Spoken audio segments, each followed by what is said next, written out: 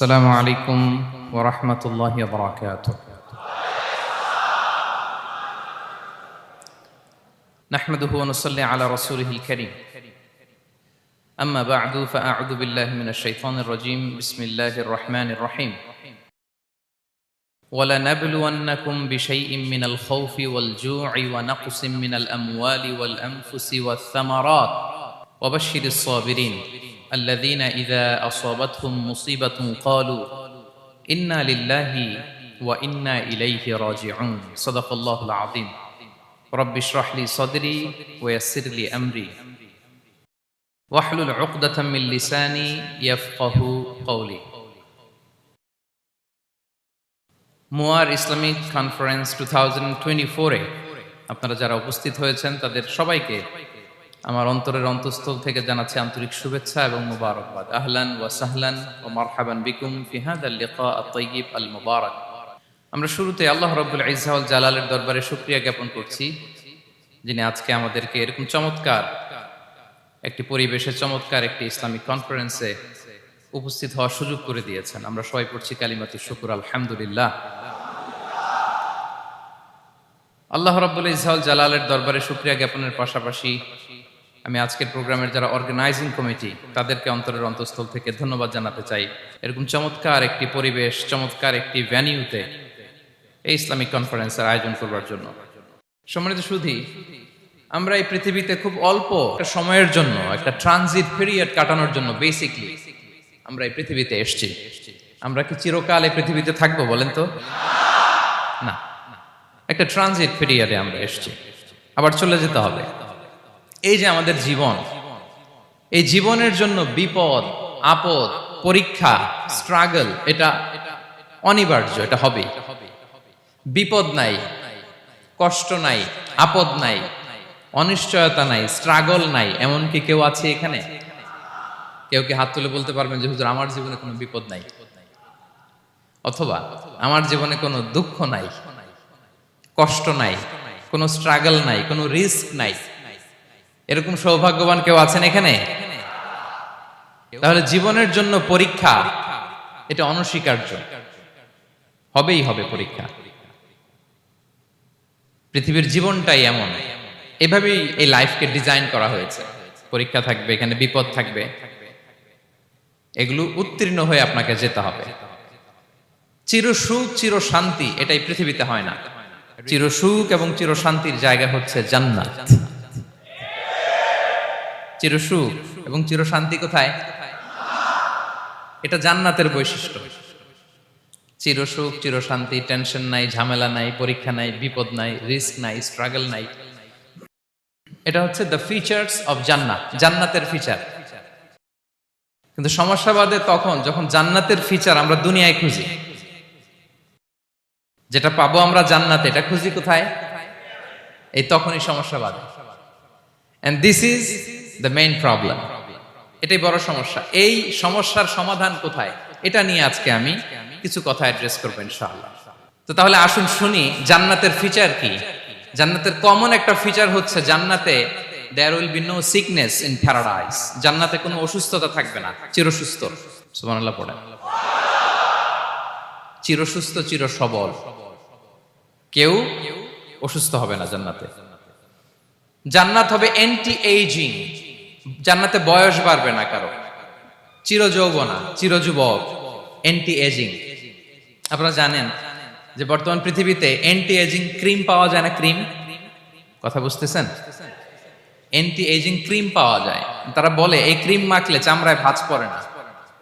এটার দাম আছে কিন্তু অনেক। অ্যান্টি এজিং ক্রিম লাগায়, শ্যাম্পু ইউজ করে, অ্যান্টি এজিং অয়েল আছে, এটা দিলে নাকি চামড়ায় ভাঁজ পড়ে না।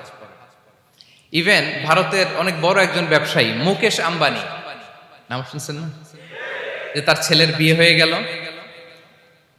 তো এই মুকেশ আম্বানির স্ত্রী নীতা আম্বানি, সে কিছুদিন আগে এক বোতল গোল্ড ওয়াটার খেয়েছে, gold water, and it's cost $60,000। $60,000 দাম এক বোতল গোল্ড ওয়াটারের। কেন? ফর অ্যান্টি এজিং, যাতে বয়সের ছাপ গালে না থাকে। এখন বলেন এভাবে কি আমাদের বয়সকে ধরে রাখা সম্ভব এই পৃথিবীতে? সম্ভব না, কারণ এই ফিচারটা দুনিয়ার ফিচার না, এটা জান্নাতের ফিচার। সুবহানাল্লাহ পড়েন।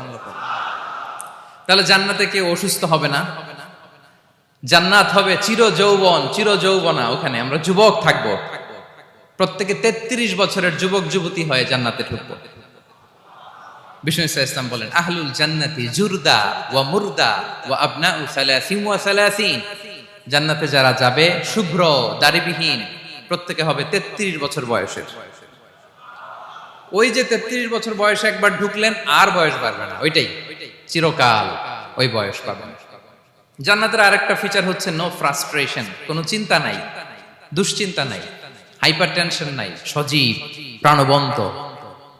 সুবহানাল্লাহ। জান্নাতের আরেকটা ফিচার হচ্ছে there is no expiry date in জান্নাত। এক্সপায়ারি ডেট আছে?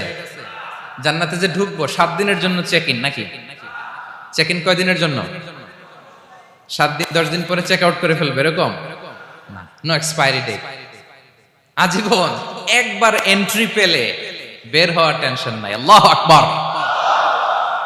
তাহলে no expiry date, rather it's eternal, আজীবন থাকবেন, খালিদিনা ফিহা, চিরকাল থাকবেন। এবং জান্নাতের সবচাইতে গুরুত্বপূর্ণ ফিচার হচ্ছে there will be no death in জান্নাত। জান্নাতে আপনার আর মৃত্যু হবে না, মৃত্যুর বিদায় হবে, তার মানে আপনি অমর হবেন। তাহলে আপনি চির সুস্থ, চির সবল হবেন জান্নাতে, চির যুবক থাকবেন, প্রাণবন্ত থাকবেন, আপনি অমর হবেন, আপনি জান্নাতে মরবেন না। জান্নাতীরা যখন জান্নাতে যাবে, ফেরেশতারা ডেকে বলবে, ইয়া আহলাল জান্নাতি ইন্না লাকুম আন তাসিহু ফালা তাসকামু আবাদা। জান্নাতীরা চিরকাল সুস্থ থাকবা, অসুস্থ হবা না। ইন্না লাকুম আন তাশিব্বু ফালা তাহরামু আবাদা, তোমরা শাবাব থাকবা, বুড়া হবা না। ওয়া ইন্না লাকুম আন তাহইয়াউ ফালা তামুতু আবাদা, চিরকাল বেঁচে থাকবা, মরবা না। এবং সেদিন জান্নাতে মৃত্যু দেয়া হবে, মৃত্যু দেয়া হবে। ইউতাল মাউতু বিকাবশিন আমলাহ, একটা ছাগলের আকৃতিতে মৃত্যুকে আনা হবে। ফায়ুযবাহুল মাউত, মৃত্যুকে জবাই দেয়া হবে। এবার জান্নাতীরা তাকিয়ে থাকবে, ফেরেশতারা বলবে, ইয়া আহলাল জান্নাতি খুলুদুন ফালা মাউত, হে জান্নাতীরা চিরকাল এই জান্নাতে থাকবে।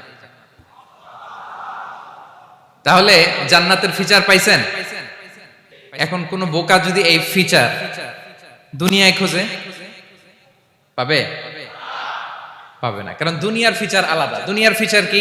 এই দুনিয়াতে বিপদ আসবে, কষ্ট আছে দুনিয়াতে, হতাশা আছে, ভয় আছে, অসুস্থতা আছে, বার্ধক্য আছে, এবং এই দুনিয়ার একটা এক্সপায়ারি ডেট আছে না? দ্য ডে ইউ ডাই, যেদিন আপনি মারা যাবেন, এটা আপনার এক্সপায়ারি ডেট, চলে যেতে হবে, চলে যেতে হবে। এই পৃথিবীতে মৃত্যুর অস্তিত্ব আছে, সবকিছু থমকে দিয়ে, আপনাকে চমকে দিয়ে মৃত্যু চলে আসবে, ঠিক কিনা বলেন? তাহলে এগুলো হচ্ছে দুনিয়ার ফিচার। এই দুনিয়াতে বিপদ আপদ, কষ্ট, ঝুঁকি, স্ট্রাগল, বার্ধক্য, অসুস্থতা, এগুলো নিয়ে আমাদেরকে টিকে থাকতে হয়। এটা দুনিয়ার ফিচার, মিলাই ফেললে হবে না। জান্নাতের ফিচার একটা, দুনিয়ার ফিচার আরেকটা। দুনিয়াতে কষ্ট থাকবে, বিপদ আপদ থাকবে। এই দুনিয়ার ফিচারটা আল্লাহ তাআলা কোরআনের একটা আয়াতে খুব চমৎকার ভাবে উল্লেখ করেছেন, সেটা দিয়েই আমি আলোচনা শুরু করেছি। আল্লাহ তাআলা ইরশাদ করছেন, ওয়ালা নাবলুওয়ান্নাকুম বিশাইইম মিনাল খাউফি ওয়াল জুই ওয়া নাকসিম মিনাল আমওয়ালি ওয়াল আনফুসি ওয়াস সামারাত ওয়া বাশশিরিস সাবিরিন। আল্লাহ তাআলা বলছেন, অবশ্যই অবশ্যই আমি তোমাদেরকে পরীক্ষা করব, ভয় দিয়ে, ক্ষুধা দিয়ে, সম্পদের ঘাটতি দিয়ে, আতঙ্ক দিয়ে, প্রাণনাশ দিয়ে, ফল ফসলের হানি দিয়ে পরীক্ষা করব। কিন্তু এই পরীক্ষায় যারা উত্তীর্ণ হবে, যারা সবর ইখতিয়ার করবে, ওয়াবাশশিরিস সাবিরিন, ধৈর্যশীলদের জন্যই হচ্ছে সুসংবাদ। আলহামদুলিল্লাহ পড়ে।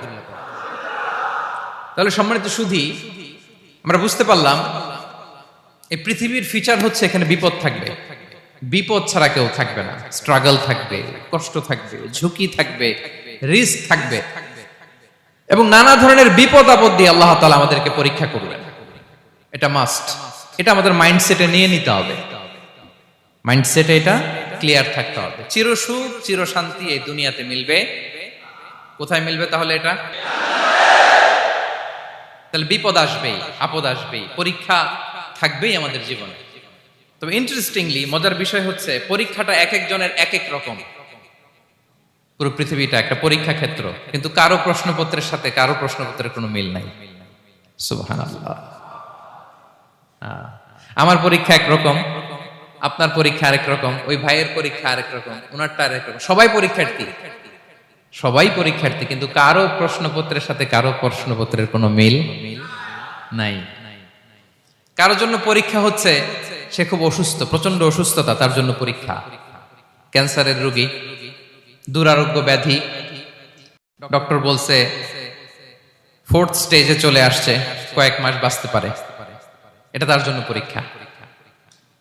আবার কারো দেখবেন যে খুব একটা অসুস্থতা নাই, অসুস্থতার ঝামেলা নাই, কিন্তু তার দারিদ্রতা আছে, তার আর্থিক অনটন, এটা তার জন্য পরীক্ষা।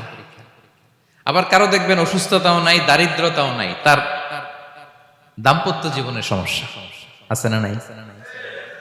অনেকের দেখবেন এগুলো কোনোটাই সমস্যা না, তার ছেলে কথা শোনে না, মাদকাসক্ত। আহা, মাদকাসক্ত, রিহ্যাবে পাঠায়, আবার আসে, আবার গাঁজা খাওয়া শুরু করে, আছে না নাই বলেন? দেখেন তার পরীক্ষাটা আবার আলাদা। অনেকের দেখবেন মেয়ে বাবার কথা শোনে না। আবার অনেকের দেখবেন যে ব্যবসায় সমস্যা, লসের পর লস, লাভ উঠাতে পারে না। তাহলে পরীক্ষা ছাড়া, বিপদ আপদ ছাড়াই দুনিয়াতে কেউ নাই, কেউ নাই প্রিয় ভাইরা। এটা আমাদের মাথায় রাখতে হবে। পরীক্ষা আপনাকে দিতেই হবে, পরীক্ষা দিয়ে দিয়েই নিজেকে প্রমাণ করতে হবে। আর এক একজনের পরীক্ষাটা এক এক রকম, কারো পরীক্ষার সাথে কারো পরীক্ষার কোনো মিল থাকবে না। তো মাঝে মাঝে আমরা এটা ভুলে যাই। আল্লাহ তাআলা কালামে পাকে রিমাইন্ডার দিয়ে আমাদেরকে স্মরণ করিয়ে দিতে চান যে এই পৃথিবীতে আসলে তোমরা এসেছো পরীক্ষা দিতে। এটাই জীবনের বড় বাস্তবতা।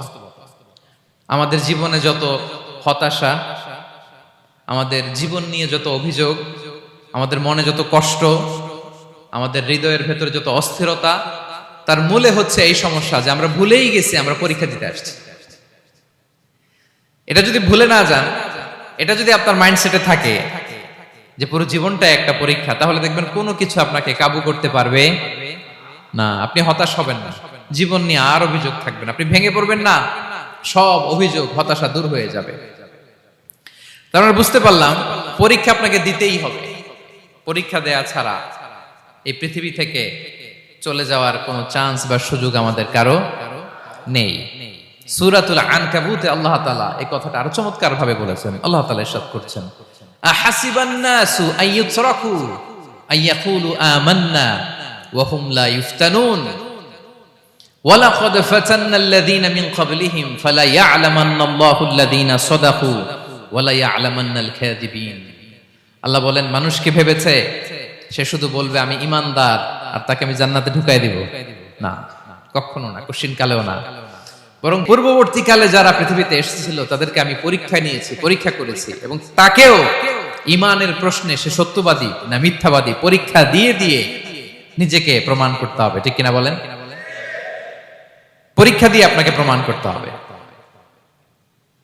এবং এই পরীক্ষার ব্যাপারটা, এটা যে শুধু আমরা সাধারণ মানুষ আমাদের জীবনে দুঃখ বিপদ পরীক্ষা এমনটা না। এই পৃথিবীর সবচাইতে শ্রেষ্ঠ মানুষ যারা ছিলেন তাদেরকে আল্লাহ পরীক্ষা নিয়েছেন। বলেন তো এই পৃথিবীতে সবচাইতে শ্রেষ্ঠতম মানুষ কারা? সবচাইতে শ্রেষ্ঠ ভালো মানুষ কারা ছিল পৃথিবীতে? বলেন তো নবীরা। আওয়াজ করে বলেন তো কারা? তো বলেন তো নবীদের জীবনে পরীক্ষা ছিল কি ছিল না? হ্যাঁ ছিল। বেশি না কম?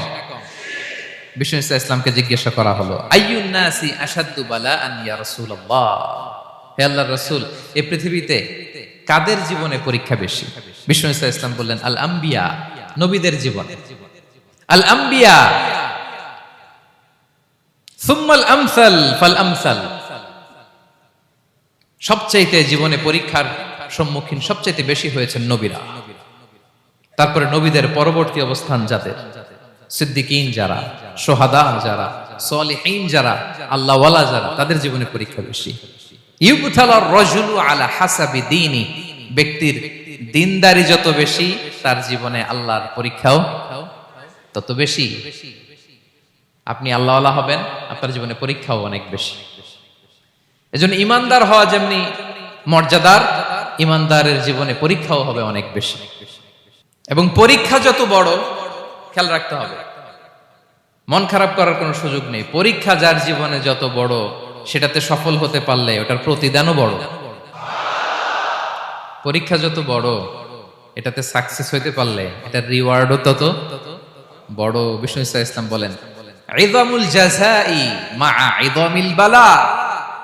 বালা যত বড়, জাযাও তত বড়, প্রতিদানও তত বড়।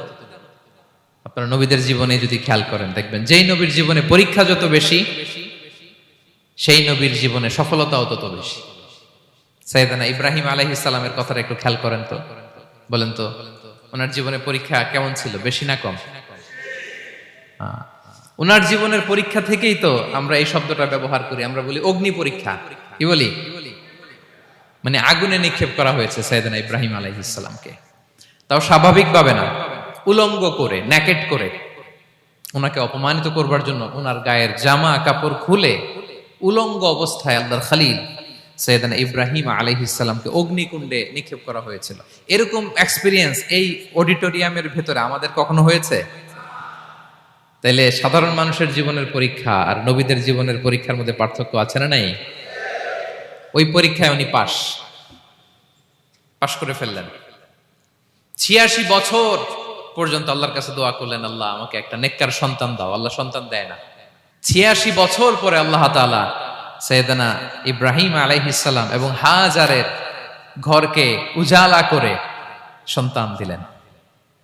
সাইয়েদনা ইসমাঈল আলাইহিস সালাম পৃথিবীতে আসলেন কত বছর বয়সে? ৮৬ বছর বয়সের এখানে কেউ আছেন? হ্যাঁ, আছি আমরা? কেউ নাই। ৮৬ বছর বয়সে প্রথম সন্তান পেয়েছে। তাদের ঘরকে উজালা করে আল্লাহর নবী সাইয়েদনা ইসমাঈল আলাইহিস সালাম আসলেন। এবার আল্লাহ বললেন, যাও স্ত্রীকে আর এই কলিজার টুকরা সন্তানকে, থাকো তো প্যালেস্টাইনে, প্যালেস্টাইন থেকে ১৫০০ কিলোমিটার দূর, দ্য ব্যারেন ল্যান্ড, ওই মক্কার ধুধুমরু প্রান্তরে রেখে আস, যেখানে কেউ নাই, মানুষ নাই, গাছ নাই, পাখি নাই, পানি নাই, যাও রেখে আস। আচ্ছা বলেন তো, ৮৬ বছর পরে যে লোকটা সন্তান পেল, বুঝে শুনে উত্তর দিয়েন, ৮৬ বছর পরে যে লোকটাকে আল্লাহ তাআলা সন্তান দিল, তার হৃদয়ে ওই সন্তানের জন্য মায়া বেশি না কম? এমনি তো আমাদের প্রথম সন্তানের হিস্ট্রিটা একটু খেয়াল করেন তো। প্রথম আমাদের যে মেয়ে হয়েছিল বা যাদের ছেলে হয়েছিল, তার প্রতি আদর, সোহাগ, দরদ, ভালোবাসা, আহ্লাদ কত ছিল। আর ৮৬ বছর বয়স আল্লাহ তাআলা ওনাকে সন্তান দিলেন, দিয়ে বললেন, যাও হাজারকে আর ইসমাঈলকে মক্কার ধুধুমরু প্রান্তরে রেখে আস। আল্লাহ তাআলা বলতে দেরি, চলে যেতে দেরি নাই, মুহূর্তে উনি রওনা হয়ে গেলেন। সুবহানাল্লাহ পড়বেন না? রেখে আসলেন মক্কার ধুধুমরু প্রান্তরে। এবার আল্লাহ বললেন, যাও রিটার্ন ব্যাক টু প্যালেস্টাইন, প্যালেস্টাইনে চলে যাও। চলে গেলেন, হৃদয়টা ভেঙে খান খান। অনেক বছর পরে আল্লাহ তাআলা আবার অনুমতি দিলেন, যাও এবার ছেলেকে দেখে আসতে পারো, যাও প্যালেস্টাইন থেকে আবার মক্কায় যাও। সাইয়েদনা ইব্রাহিম আলাইহিস সালাম প্যালেস্টাইন থেকে আবার ১৫০০ কিলোমিটার পথ পাড়ি দিয়ে, এখনকার মতো ফ্লাইটে যায় না, গাড়িতেও না, উটে করে। কিসে করে? উনি যে কতবার মক্কা থেকে ফিলিস্তিন এসেছেন আর গিয়েছেন, কোনো ইয়ত্তা নাই, হিসাব নাই। গেলেন, এবার ছেলেটা হাঁটতে পারে, দৌড়াতে পারে, একটু একটু কথা বলতে পারে, আব্বু আব্বু ডাকতে পারে। কেমন মায়া লাগে বলেন তো? মায়া ভালোবাসায় যখন টইটম্বুর, ঠিক ওই মুহূর্তে আল্লাহ বললেন, ছেলেকে জবাই করো, জবাই করো ছেলেকে। আল্লাহ তাআলা বলতে দেরি করেছেন, আল্লাহর আদেশ পালনে ১ সেকেন্ডও তিনি দেরি করেন নাই। ছুরি চালালেন, জান্নাত থেকে দুম্বা নিয়ে আসা হলো। এভাবে আল্লাহর নবী ইব্রাহিম আলাইহিস সালাম উনার জীবনের প্রতিটি ক্ষেত্রে যেখানে আল্লাহ তাআলা ওনাকে পরীক্ষা নিয়েছেন, উত্তীর্ণ হয়েছেন। এবং দেখেন ওনাকে আল্লাহ তাআলা কি উপহার দিলেন। আল্লাহ তাআলা ওনাকে খলিলুল্লাহ উপাধি দিলেন, আল্লাহর বন্ধু। সুবহানাল্লাহ বলেন। আল্লাহ তাআলা বলছেন, ওয়া ইযিবতালা ইব্রাহিম রাব্বুহু বিকালিমাতিন ফাআতাম্মাহুন ক্বালা ইন্নী জাঈলুকা লিন-নাসি ইমামা। আল্লাহ অনেকগুলো পরীক্ষা নিয়েছিলেন সাইয়েদনা ইব্রাহিম আলাইহিস সালাম, প্রতিটা পরীক্ষায় সাকসেসফুলি পাস করেছেন, গোল্ডেন এ প্লাস। আল্লাহ বলেন, ইন্নী জাঈলুকা লিন-নাসি ইমামা, I'm gonna make you the leader for the entire human being. I'm gonna appoint you as a leader for the entire universe. গোটা বিশ্বের জন্য, গোটা মানবতার জন্য আমি তোমাকে লিডার বানায় দিলাম। ইযামুল জাযাই মা ইযামিল বালা, পরীক্ষা যত বড়, ওই পরীক্ষায় পাশ করলে ওইটার ফলাফল ও প্রতিদানও বড়। তাহলে দেখেন প্রিয় ভাইরা, সাইয়েদনা ইব্রাহিম আলাইহিস সালামের জীবনে পরীক্ষার কোনো শেষ ছিল না। আমি আপনি কোথায়? আল্লাহর খালিলের জীবনে যদি এত পরীক্ষা থাকতে পারে, আমি আপনি কোথায় বলেন তো? এবার বলেন, সাইয়েদনা মূসা আলাইহিস সালাম, ওনার জীবনে তো কোনো পরীক্ষা টরীক্ষার ছিল না। হ্যাঁ, গুণে শেষ করতে পারবেন? জন্মটাই তো হয়েছে পরীক্ষার মধ্য দিয়ে। মিশরের ছেলে সন্তান হইলেই ফেরাউন বলছে জবাই করো। ওনার মা এরকম সিন্ধুকে করে ভাসায় দিলেন নীল নদীতে। আল্লাহু আকবার! কি একটা রোমাঞ্চকর পরিস্থিতির মধ্য দিয়ে আল্লাহ তাআলা ওনাকে বাঁচালেন। সুবহানাল্লাহ। জন্মই হয়েছে পরীক্ষার মধ্য দিয়ে। বড় হইলেন, ফেরাউনের ভয়ে দেশ ত্যাগ করলেন, মিশর থেকে মাদিয়ান। আবার আল্লাহর আদেশে যখন ফিরে আসলেন, আবার ফেরাউনের সাথে তর্ক বিতর্ক, যুদ্ধ।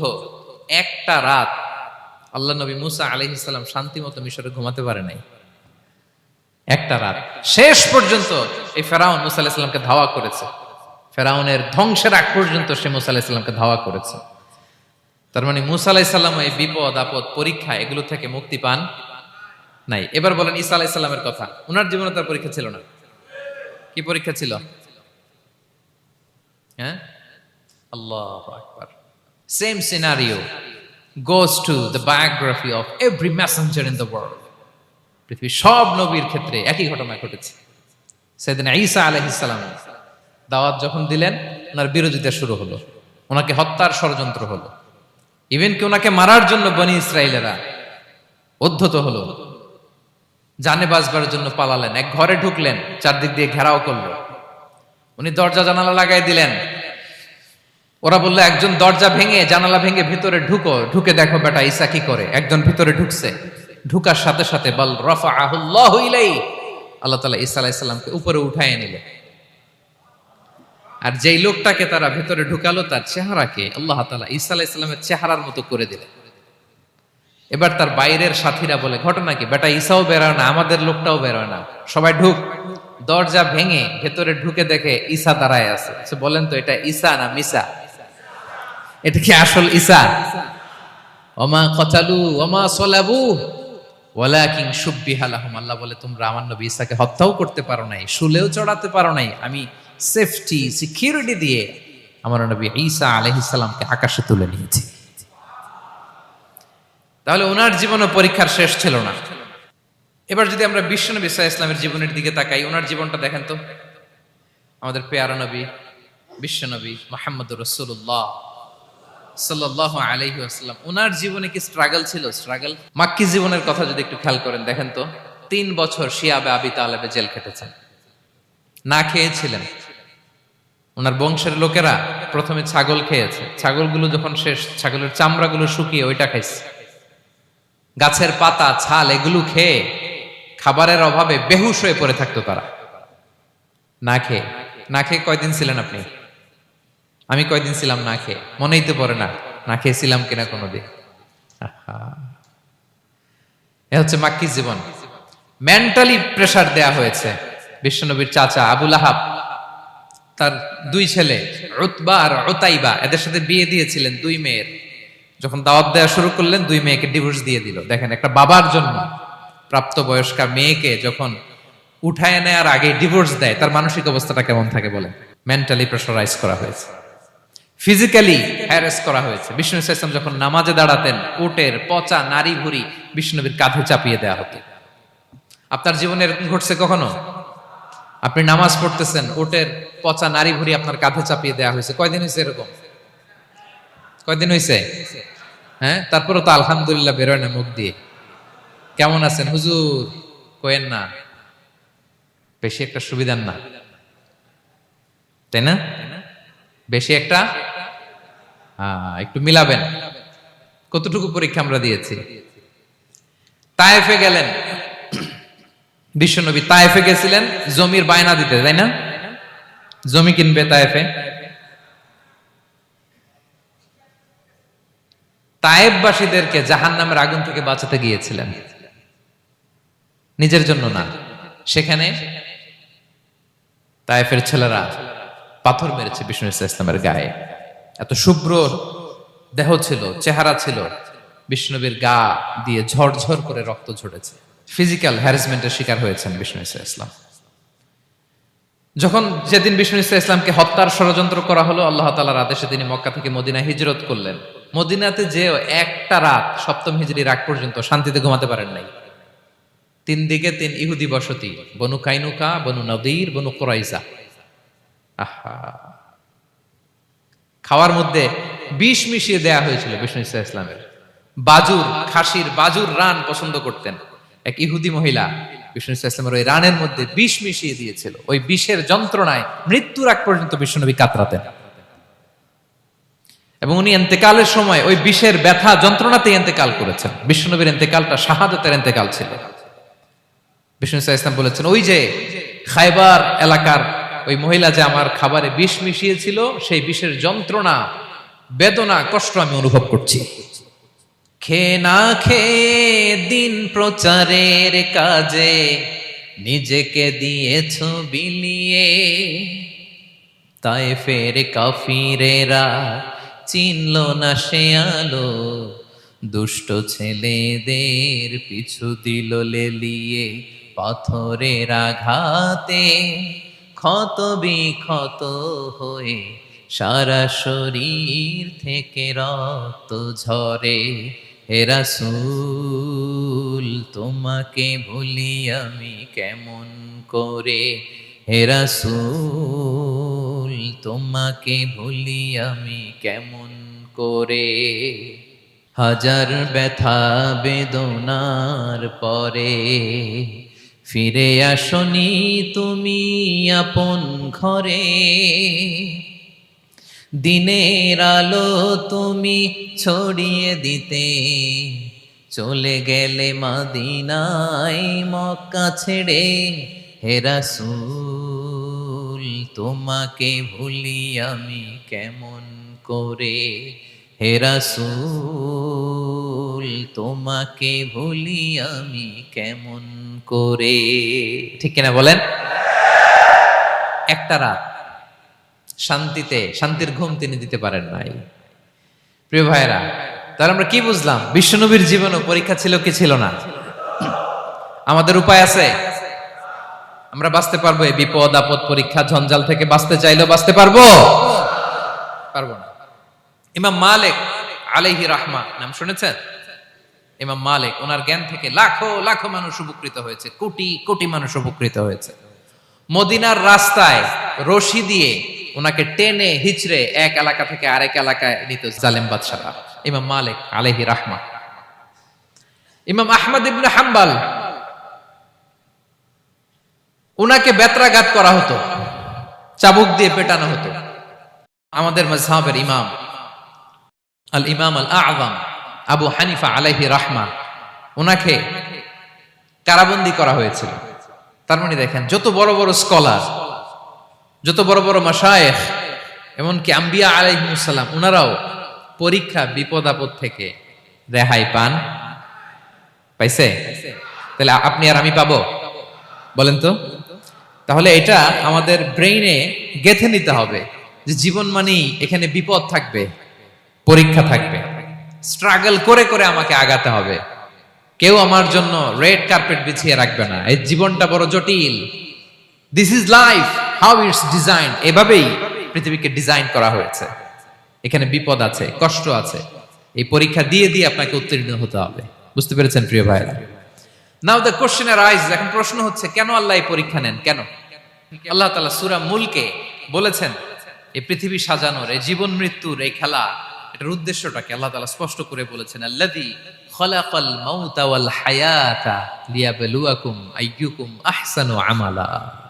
জীবন মৃত্যু দিয়ে তোমাদের জীবনকে সাজানো হয়েছে এজন্য, যাতে করে তিনি তোমাদের পরীক্ষা করতে পারেন। কি করতে পারেন? তোমাদের মধ্যে কে সৎকর্মে অগ্রগামী, কে কাজে ভালো, আমলে ভালো, এটা দেখার জন্য। বেসিকলি আল্লাহর দেখার প্রয়োজন নাই, আমাদেরকে দেখানোর জন্য এই পরীক্ষার আয়োজন। আমি ভালো করবো না খারাপ করবো এটা আল্লাহ জানে না? তো ওনার পরীক্ষা করা লাগে কেন? কথা বলেন। আমি জান্নাতি না জাহান্নামী এটা আল্লাহ জানেন না? বেসিকলি আমাদেরকে জানানোর জন্য এই পরীক্ষার আয়োজন। কাদেরকে জানানোর জন্য? মানে তুমি জেনে যাও তুমি জান্নাতি না জাহান্নামী। আমি ভালো করেই জানি। একটা ছোট্ট উদাহরণ দিলে বুঝতে পারবেন প্রিয় ভাইয়েরা। ধরেন আল্লাহ তাআলা দুইজনকে সৃষ্টি করলেন। উদাহরণস্বরূপ একজনের নাম আব্দুল্লাহ, আরেকজনের নাম আব্দুর রহমান। সৃষ্টির পরে আব্দুল্লাহকে বললেন, আব্দুল্লাহ, আমি জানি তুমি পৃথিবীতে 50 বছর হায়াত পাইতা, খুব ভালো কাজ করতে, তুমি দুনিয়াতে অনেক ভালো কাজ করতে, এটা আমি আগেই জানি, আমার অসীম জ্ঞান বলে আমি আগে থেকেই জানি। তো যাও, তোমার এইমাত্র সৃষ্টি করলাম, যাও তুমি জান্নাতে ঢুকে যাও, কারণ আমি জানি তুমি জান্নাতি হবে। আচ্ছা, আর আব্দুর রহমান, তুমি পৃথিবীতে খুব খারাপ কাজ করতে, এটা আমি জানতাম, তোমারে পাঠাইলে খারাপ কাজ করবা, তুমি সীমা লঙ্ঘন করবা, অন্যায় করবা, অপরাধ করবা, তুমি জাহান্নামী হবা, যাও। যেহেতু আমি জানি পরীক্ষার আর দরকার নেই, তোমারে জাহান্নাম দিয়ে দিলাম, যাও ঢুকে যাও। আব্দুল্লাহ ঠিকই জান্নাতে ঢুকে যাবে, আব্দুর রহমান কি ঢুকবে? ঢুকবে। সে বলবে, আল্লাহ এইমাত্র আমারে বানাইলেন, এইমাত্র আপনি আমাকে সৃষ্টি করলেন, সৃষ্টি করেই বলতেছেন তুমি জাহান্নামে যাও, আর বলতেছেন আমি জানি দুনিয়াতে পাঠালে তুমি খারাপ কাজ করবা, তুমি জাহান্নামী হবা, পাঠানোর আর কি দরকার, আগে থেকে জাহান্নামে যাও। আল্লাহ আপনি জানলে জানতে পারেন, আমি তো জানি না। ঠিক কিনা বলেন? সে বলবে, না আল্লাহ আপনি ভুল বলতেছেন, এই দুনিয়াতে পাঠাইলে আমি খুব ভালো কাজ করতাম, আমি সীমা লঙ্ঘন করতাম না, নামাজ পড়তাম, রোজা রাখতাম, হজ করতাম, যাকাত দিতাম, সাদাকা করতাম, চ্যারিটি করতাম, জনকল্যাণকর সব ভালো কাজগুলো আল্লাহ আমি করতাম। এজন্য আল্লাহ তাআলা পরীক্ষার আয়োজন করেছেন, যাতে করে তুমি জেনে যাও যে পৃথিবীতে তুমি কি করেছো। এখন আর আল্লাহকে এক্সকিউজ দেওয়ার সুযোগ নেই। আচ্ছা বলেন তো, আবু জাহেলকে যদি আল্লাহ এখন কিয়ামতের দিন বলে, Abu Jahl go to the hell fire, Abu জাহেলের কিছু বলার সুযোগ আছে? কারণ ও দুনিয়াতে কি করে আসছে এটাও জানে না। ফেরাউনকে ডেকে যদি আল্লাহ বলে, ফেরাউন তুমি জাহান্নামে যাও, গো টু দা হেল ফায়ার, ওর কি কোনো এক্সকিউজ দেওয়ার সুযোগ আছে? বলেন, সুযোগ আর আছে? কারণ তুমি দুনিয়াতে কি করেছো তোমার চেয়ে ভালো কেউ আর জানে। তা পৃথিবীতে এই পরীক্ষার এই আয়োজনের সবচাইতে বড় উদ্দেশ্য হচ্ছে যাতে করে আমরা দেখে যাই যে আমরা কি কাজ করছি। কেউ যখন পরীক্ষা দেয় প্রিয় ভাইরা, ওই পরীক্ষায় কত পাবে তার একটা হিসাব আছে না? বলেন, আপনি গণিত পরীক্ষা দিয়ে আসছেন, যে 100তে 100 পাবে সে বলতে পারে আমার সব অঙ্ক হয়েছে, ঠিক কিনা বলেন? আর যে লাড্ডু গুড্ডু, লাড্ডু গুড্ডু বুঝছেন তো, কিছুই পারে নাই, ঘোড়ার ডিম, তারও একটা হিসাব আছে যে সে কিছুই লিখে আসতে পারে নাই। তাই পৃথিবীতে এই পরীক্ষার আয়োজনের প্রধানতম কারণ হচ্ছে যাতে করে আমরা বুঝে যেতে পারি যে আমরা কোথায় যাব, জান্নাতে না জাহান্নামে। প্রিয় সুধী, এ পর্যায়ে আমরা জানবো এই যে পরীক্ষা আল্লাহ তাআলা নিচ্ছেন আমাদেরকে, এই পরীক্ষায় সফল হওয়ার মূল মন্ত্র কি। কোরআনে বিভিন্ন আয়াতে এই পরীক্ষার কথা বলা হয়েছে এবং এই পরীক্ষার সফলতার মূল মন্ত্রও কোরআনে ঘোষিত হয়েছে। আলহামদুলিল্লাহ বলেন। যে আয়াত দিয়ে আমি শুরু করেছি, এই আয়াতে আল্লাহ তাআলা বলেছেন, ওয়াবাশশিরিস সাবিরিন, নবী হে ধৈর্যশীলদেরকে আপনি সুসংবাদ দিন, ধৈর্যশীলদেরকে সুসংবাদ দিন। তার মানে বিপদে ধৈর্য ধারণ করতে হবে প্রিয় ভাইরা। ইন্নামাস সাবরু ইনদা সাদামাতিল উলা, বিপদে আমরা অনেক সময় প্যানিক হয়ে যাই, অস্থির হয়ে যাই, কি করব, হতাশ না। মুমিনরা হতাশ হয় না, ধৈর্য ধারণ করে। কি করে? কি করে? ধৈর্য ধারণ করার শক্তি দাও গো মেহেরবান আমায়, দাও গো মেহেরবান। পড়েন, ধৈর্য ধারণ করার শক্তি দাও গো মেহেরবান আমায়, দাও গো মেহেরবান। সবাই বলুন একসাথে, ধৈর্য ধারণ করার শক্তি দাও গো মেহেরবান আমায়, দাও গো মেহেরবান। বুকের ভেতর ব্যথার নদী বইছে অবিরাম, বইছে বইছে অবিরাম। পড়ুন, ধৈর্য ধারণ করার শক্তি দাও গো মেহেরবান আমায়, দাও গো মেহেরবান। পড়েন আমিন। আল্লাহ যেন বিপদে আমাদেরকে ধৈর্য ধারণ করার তৌফিক দান করে। প্রিয় ভাইয়েরা, ধৈর্য এটা এমন একটা গাছ যে গাছের সারা গায়ে কাটা, কিন্তু এই গাছের ফলটা বড় সুস্বাদু। আই রিপিট, আমি আবারও বলছি, ধৈর্য এটা এমন একটা গাছ যে গাছের সারা গায়ে কাটা, কিন্তু ফলটা বড় মিষ্টি, ফলটা বড় সুস্বাদু। সবাই ধৈর্য ধারণ করতে পারে না। বিষ্ণু ইসা ইসলামকে আল্লাহ তাআলা নানা সময় আশ্বস্ত করেছেন, সান্ত্বনা দিয়েছেন, আর ধৈর্যের বাণী শুনিয়েছেন। আল্লাহ বলেন, ফাসবির কামা সবারা উলুল আজমি মিনার রসুল। নবী হে, আপনার আগে দৃঢ় প্রত্যয়ী নবীরা যেরকম ধৈর্য ধারণ করেছে, আপনিও ধৈর্য ধারণ করুন। সূরাতুল মুজাম্মিল আল্লাহ তাআলা বলছেন, ওয়াসবির আলা মা ইয়াকুলুনা ওয়াহজুরহুম হাজরান জামিলা। ওরা যাই বলুক, আপনি ধৈর্য ধারণ করুন, ওদের কথাকে ইগনোর করুন। Just ignore what they are saying to you. যা বলে আপনি জাস্ট ইগনোর করেন। ওরা বিষ্ণু ইসা ইসলামের মনোবলকে ভেঙে দেওয়ার জন্য কখনো বিষ্ণু ইসা ইসলামকে কবি বলে গালি দিত। কবি কি বলতো? শায়ের। কখনো বলতো মজনুন, পাগল। নাউজুবিল্লাহ পড়বেন না? পাগল বলে গালি দিত। মাঝে মাঝে বলতো কাহিন, গণক। মাঝে মাঝে বিষ্ণু ইসা ইসলামকে তারা বলতো আবতার, লেস কাটা। মুহাম্মদ, তোমার ছেলে নাই, তোমার বংশ নির্বংশ হয়ে গেছে, তোমার নাম নেয়ার মতো কেউ নাই। আহা, কপাল পোড়া। গোটা বিশ্বব্যাপী বিষ্ণু ইসা ইসলামের সুনাম সুখ্যাতি ছড়িয়ে দিয়েছে কে? আকাশ বাতাস মাড়িয়ে, সাতাকাশ ছাড়িয়ে আল্লাহর আরশ পর্যন্ত আল্লাহ তাআলা বিষ্ণুনবীর সুনাম সুখ্যাতিকে সুউচ্চ করেছেন। ঠিক কিনা বলেন? ইগনোর করুন। আপনাকে কবি বলে, গণক বলে, আপনাকে পাগল বলে, আপনাকে লেসকাটা বলে, জাস্ট ইগনোর দেন। বর্তমান সময়েও নানা ধরনের ট্যাগ আমাদেরকেও দেয় কি দেয় না বলেন? দেয়। আমাদেরকে কি বলে? মৌলবাদী বলে, বলে বলে ওই যে রাজাকার বলে। রাজাকার রাজাকার খেলার দিন শেষ। মন মতো হইলে মুক্তিযোদ্ধা, মন মতো না হইলে রাজাকার, এই দিন শেষ। ওই দিন আর নাই। এই কার্ড দিয়ে আর খেলার দিন নাই। এগুলো মানুষ আর খায় না এখন, এগুলো গিলে না আর। সাধারণ মানুষ বড্ড সচেতন। দেখেন, কালের বিবর্তনে, সময়ের আবর্তনে একই পরিক্রমা আমাদেরকেও ট্যাগিং করে। আমাদেরকে মৌলবাদী বলে, ব্যাকডেটেড বলে, রাজাকার বলে, জঙ্গি বলে, যুদ্ধাপরাধী বলে। আছে না এরকম? ওয়াসবির আলা মা ইয়াকুলুন, নিজের সাথে মিলায় নেন। যা বলে ধৈর্য ধারণ করো। ওয়াহজুরহুম হাজরান জামিলা, জাস্ট ইগনোর দেন, ভালোভাবে ইগনোর করেন। খালাস, সালাম দিয়ে কেটে পড়েন। তাহলে প্রিয় ভাইরা, এই বিপদ আপদ আমাদের পিছু ছাড়বে না, পিছু ছাড়বে না।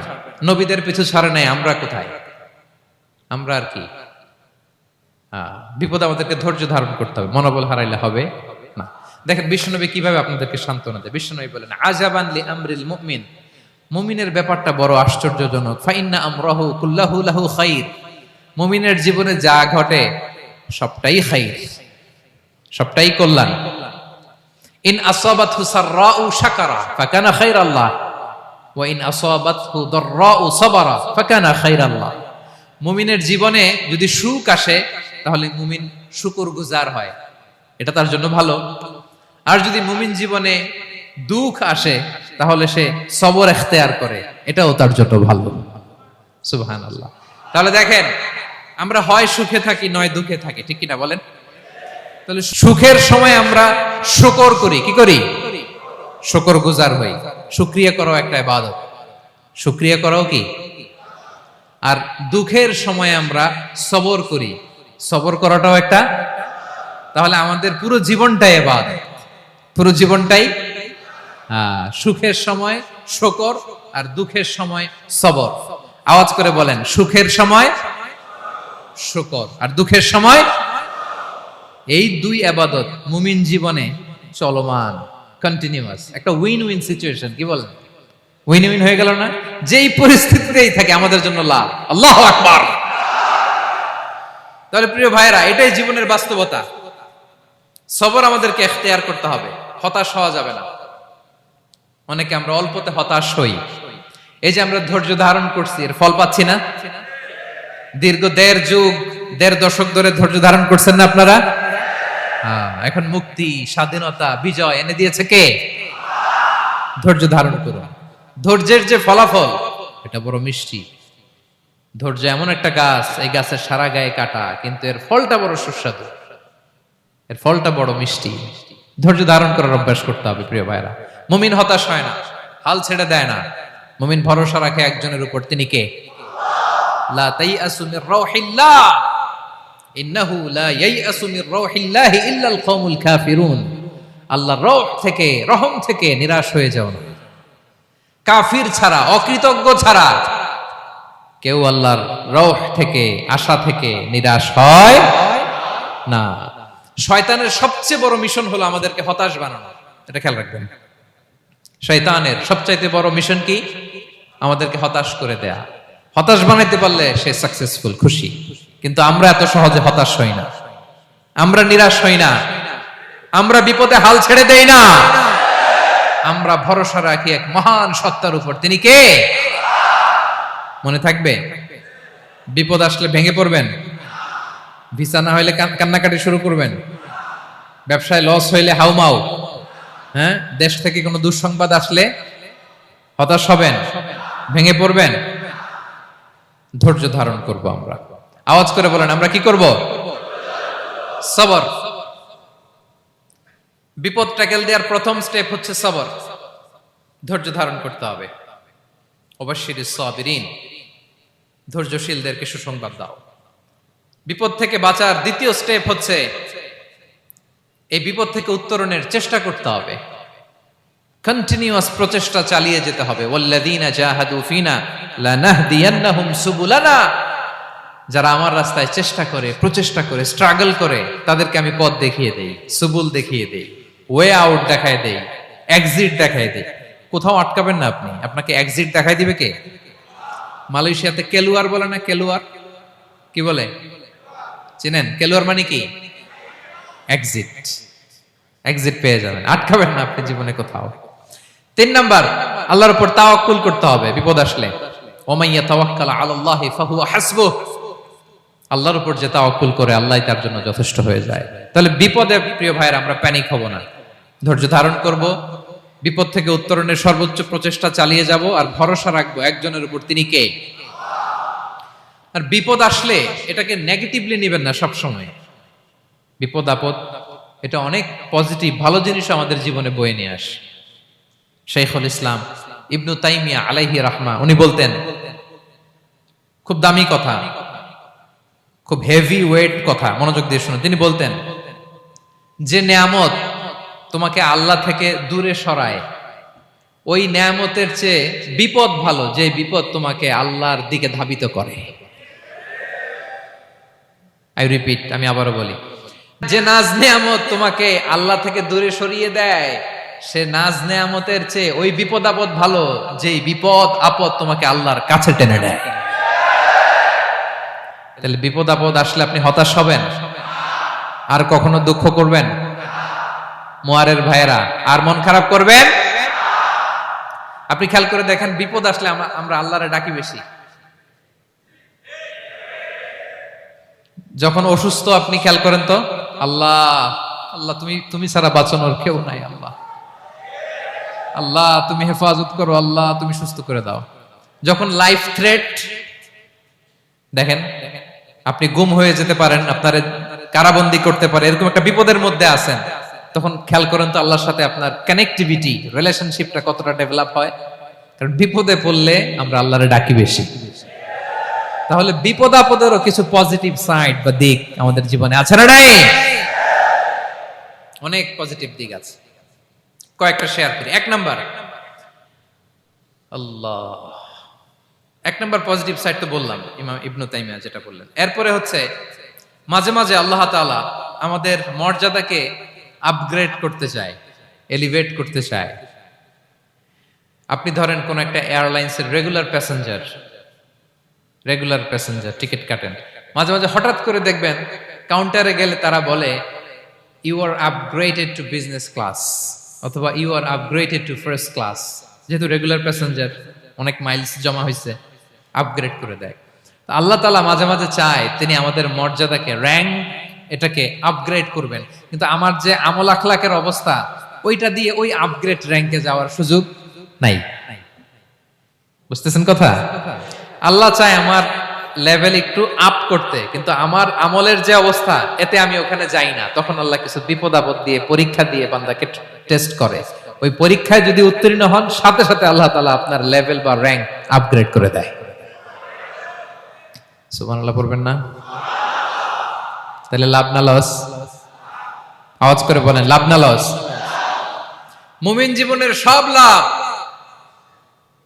যত বিপদ আপদ আপনাকে স্পর্শ করে প্রতিটাতেই আপনার জন্য কল্যাণ। বিষ্ণু ইসলাম বলেন, মা ইউসিবুল মুসলিমা মিন নাসাবিন ওয়ালা ওয়াসাবিন ওয়ালা হাম্মিন ওয়ালা হুজনিন ওয়ালা আযান ওয়ালা গাম্মিন হাত্তা শাওকাতি ইউশাকুহা ইল্লা কাফারাল্লাহু বিহা খাতায়া।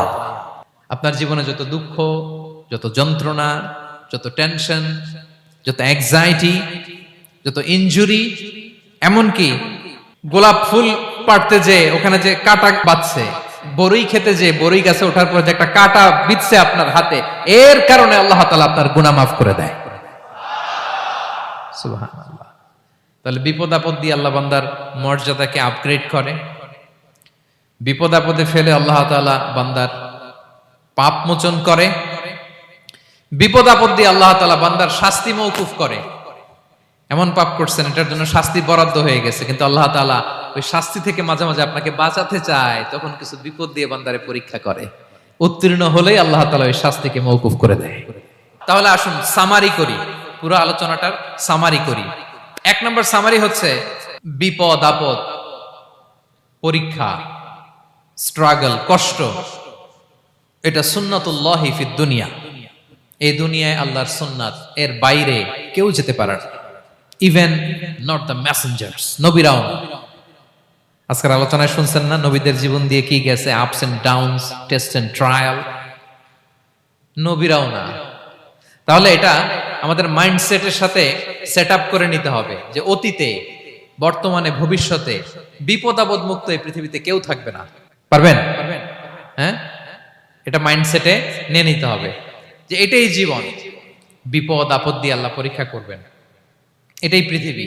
চির সুখ চির শান্তি এই পৃথিবীতে খুঁজলেই পাওয়া যায় না। শুরুতে বলছিলাম না, চির সুখ চির শান্তি। বলেন তো এটা কি দুনিয়ার ফিচার না জান্নাতের ফিচার? জান্নাতের ফিচার দুনিয়ায় খুঁজলে পাওয়া যাবে? যাবে না। তাহলে আজকের আলোচনার এক নাম্বার লেসন হচ্ছে বিপদ আপদ এটা সুন্নাতুল্লাহি ফিদ দুনিয়া। এই দুনিয়া আল্লাহর সুন্নাত, এটা থেকে মুক্তি পাওয়ার কোনো সুযোগ নাই, নবীরাও পায় নাই। দুই নাম্বার লেসন, বাঁচার যেহেতু সুযোগ নাই, we have to face it with patience, intellect and tawakkul. বিপদে অস্থির হওয়া যাবে না, এটাকে ফেস করতে হবে উইথ পেশেন্স, ধৈর্যের সাথে। বিপদ আমরা মোকাবেলা করব কিসের সাথে? ধৈর্য। প্যানিক হবেন না, অস্থির হবেন না, ধৈর্য ধারণ করবেন। উইথ ইন্টেলেক্ট, আল্লাহর দেয়া আপনার ইন্টেলেক্ট খাটিয়ে এই বিপদ উত্তরণের সর্বান্তকরণের চেষ্টা প্রচেষ্টা আপনার চালায় যেতে হবে।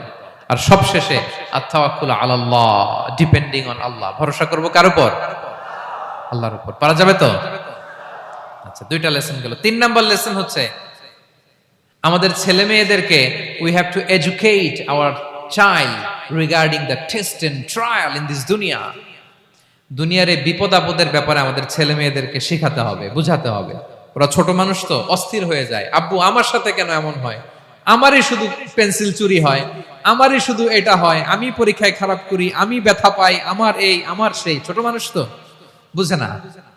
ওরা বুঝাইতে হবে যে বাবা, this is the essence of life, এটাই জীবন। এটাই কি এই লাইফ হ্যাকস গুলো তাদেরকে শেখাইতে হবে। ডোন্ট বি প্যানিক, প্যানিক হওয়া যাবে না। This is how life is design, এটাই জীবন। বিপদ আপদ আসবে, এটাকে মেনে নিতে হবে, ছেলে মেয়েদেরকে শিখাইতে হবে, তাহলে তারাও প্যানিক হবে না। পারবেন তো ইনশাআল্লাহ? আচ্ছা, 4 নম্বর লেসন হচ্ছে যেটা আমরা জানলাম, এই বিপদ আপদ সবসময় আমাদের জন্য খারাপ না। সামটাইমস ইট ব্রিংস খায়ের for us if dealt properly. ঠিক মতো বিপদকে ডিল করতে পারলে এটা আসলে আমার জন্য আখেরে কল্যাণই বয়ে নিয়ে আসে। কি বলেন, তাই না? কল্যাণ বয়ে নিয়ে আসে। সব শেষ কথা হলো আমরা যেন এই বিপদগুলোকে প্রপারলি ডিল করতে পারি, আমরা যেন সবর ইখতিয়ার করতে পারি। আল্লাহর কাছে চাইতে হবে, দোয়া করতে হবে, কারণ তৌফিক দেওয়ার মালিক কে? আল্লাহর কাছে যেন আমরা কায়মনোবাক্যে প্রার্থনা করতে পারি, আল্লাহ এই বিপদকে যেন আমরা ডিল করতে পারি উইথ সাবর, হ্যাঁ, উইথ ইন্টেলেক্ট, উইথ তাওয়াক্কুল। আসল হাতিয়ার হচ্ছে এটা, দোয়া। আল্লাহর কাছে চাইবেন, মনোযোগের সাথে চাইবেন, আন্তরিকতার সাথে চাইবেন। উদউল্লাহ ওয়া আনতুম মুখিনুনা বিল ইজাবা। বিষ্ণু বলেন এমন ভাবে চাও যেন তুমি অনেকটা কনফার্ম যে তোমার দোয়া আল্লাহ কবুল করবেনই, এমন ভাবে চাও। অনেকে রোবোটিক দোয়া করে। রোবোটিক দোয়া মানে দোয়ার মধ্যে প্রাণ নাই, ধ্যান নাই, মন নাই, আগ্রহ নাই, ভালোবাসা নাই। ওই দোয়া আল্লাহ কবুল করে না। মনোযোগ দিয়ে চাইতে হবে চাওয়ার মতো, তাহলে আল্লাহ তাআলার পক্ষ থেকে তৌফিক পাওয়া যাবে। পারা যাবে তো ইনশাআল্লাহ। আল্লাহ তাআলা আমাদের সবাইকে বিপদে আপদে ধৈর্য ধারণ করার তৌফিক দান করুক। নবীরা তাদের জীবনে যেভাবে স্ট্রাগল, আপস এন্ড ডাউনস, বিপদগুলোকে, টেস্ট এন্ড ট্রায়াল গুলোকে ডিল করেছে, আমরা যেন সেভাবে ডিল করতে পারি। আল্লাহ তৌফিক দান করুক। আল্লাহ তাআলা আমাদের সবাইকে কথাগুলো বোঝা আর আমল করার তৌফিক দান করুক। হাযা মা ইনদি ওয়াল ইলমু ইনদাল্লাহি আলাইহি তাওয়াক্কালতু ওয়া ইলাইহি উনীব। ওয়াসসালামু আলাইকুম ওয়া রাহমাতুল্লাহ।